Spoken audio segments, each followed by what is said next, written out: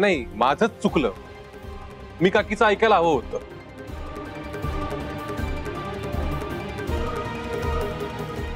तुला त्या गुहागरला न्यायलाच नको होतो मी.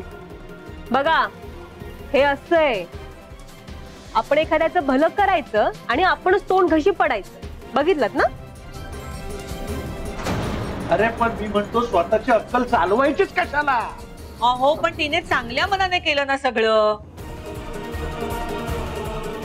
पण आता कसं आहे ना, आमचं एकदा नाव खराब झालं तर आम्ही कितीही जीवाचं रान करू दे, आमच्या सगळ्या मागच्या चुका आठवून त्या प्रत्येक गोष्टीचा खापर आमच्यावर फोडायला मोकळे सगळे. सानिया बाई, चूकच झाली तुझी. आता एक काम कर, हे दिवाळीचे मानपान सोडून दे सगळे आणि प्रत्येकाच्या पायावर नाक घास. हा, आणि माफी माग बाई सगळ्यांची. बस.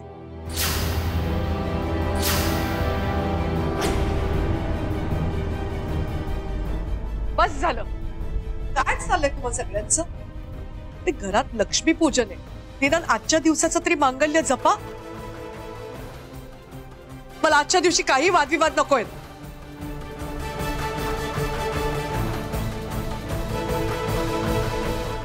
चला पूजेला चला. आधी लक्ष्मीचा हवा तेवढा अपमान करायचा आणि त्याच्यानंतर लक्ष्मीपूजन करायचं. काय अर्थ आहे त्याला?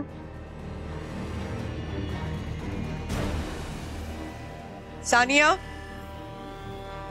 मी काय सांगितलं? मला कसलेही वाद नकोयत म्हणून ना. चला या पूजेला या सगळ्या.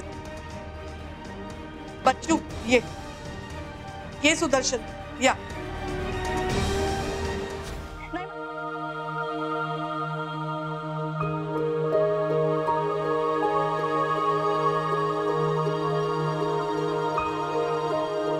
काय करतेस? दिसत नाहीये, जेवणाची ताटं पुसती. पण आपल्याकडे कढईत कोण जेवतं?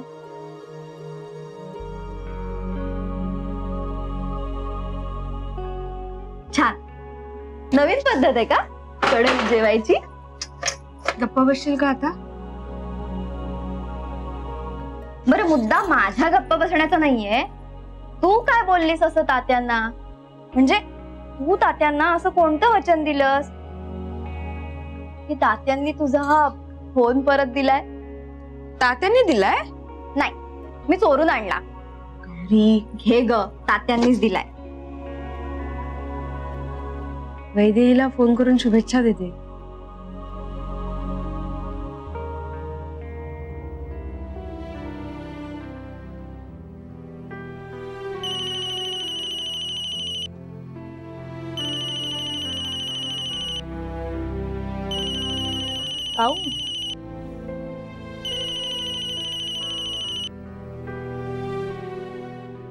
हॅलो.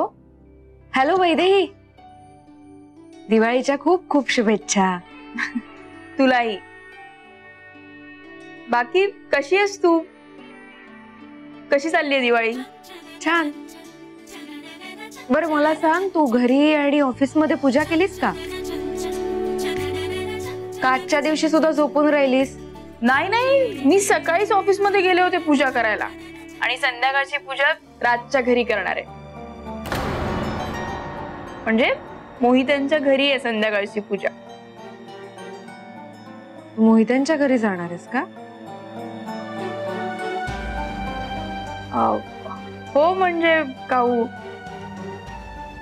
म्हणजे आपण दोघी असतो तर दोघी एकत्र गेलो असतो ना. पण आता तू नाहीयेस. खर तर काऊ, मला वाटलं होतं तू इथे असतीस तर छान तुझ्याकडनं साडी नेसवून घेतली असती. पण आता तू नाहीयेस तर मी एकटी बोर होईन ग काऊ, म्हणून जाते. बट डोंट वरी, मी त्यांना तुझ्याकडनं शुभेच्छा देईन. हा, नाही नको, काही गरज नाहीये माझ्या वतीने कोणाला शुभेच्छा देण्याची. आणि तू माझा विषयही काढू नकोस तिकडे. माझा आणि त्यांचा संबंध संपलाय.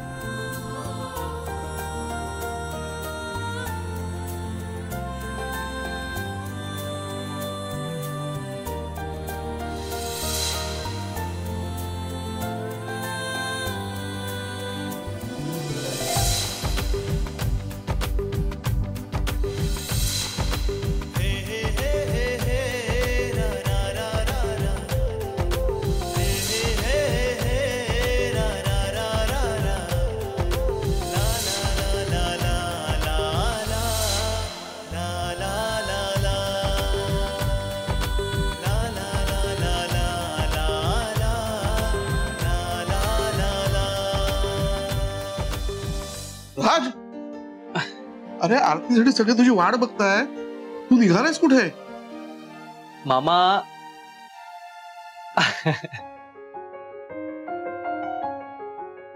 मामा मी काकूंना आणायला चाल.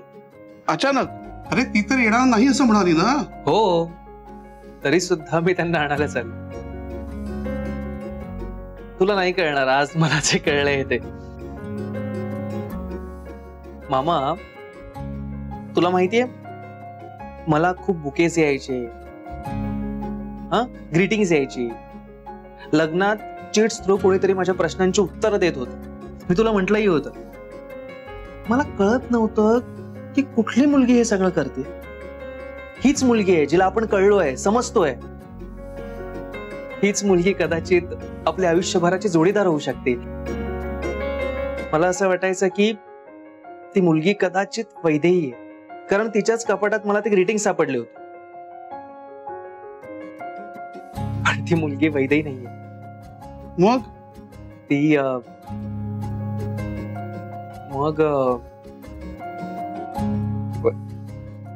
ती मुलगी दुसरी तिसरी कोणी नसून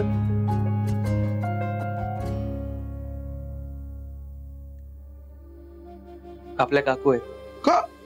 कावेरी? हो का, आय मीन काकू. आणि मी त्यांनाच आणायला चाललोय.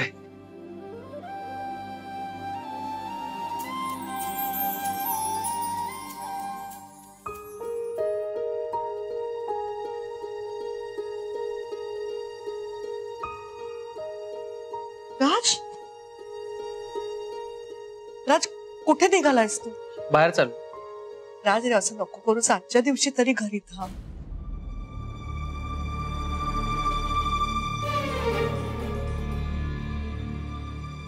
आई, कधी कधी ना आयुष्यभर तूच सांगितलेल्या गोष्टी तूच विसरतेस. या 4 भिंती, हे छप्पर, या घरातलं आलिशान फर्निचर, ह्याने घर बनत नसतं आई.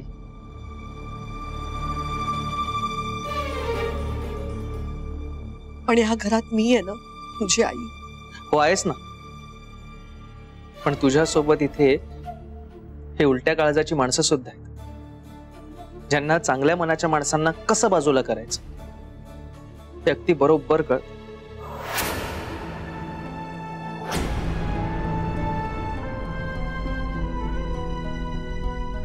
असल्या माणसांसोबत मला दिवाळी सेलिब्रेट नाही करायची. काय करणार आहेस मग? पुन्हा पार्टीला जाणार आहेस?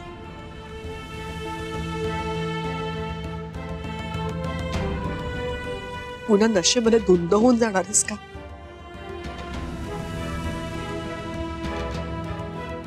मी काकूंना आणायला चाल.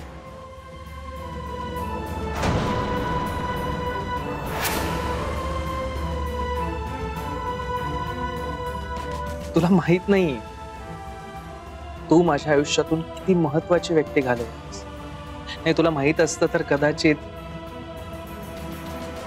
तू त्यांना कधीच जाऊ दिलं नसतं.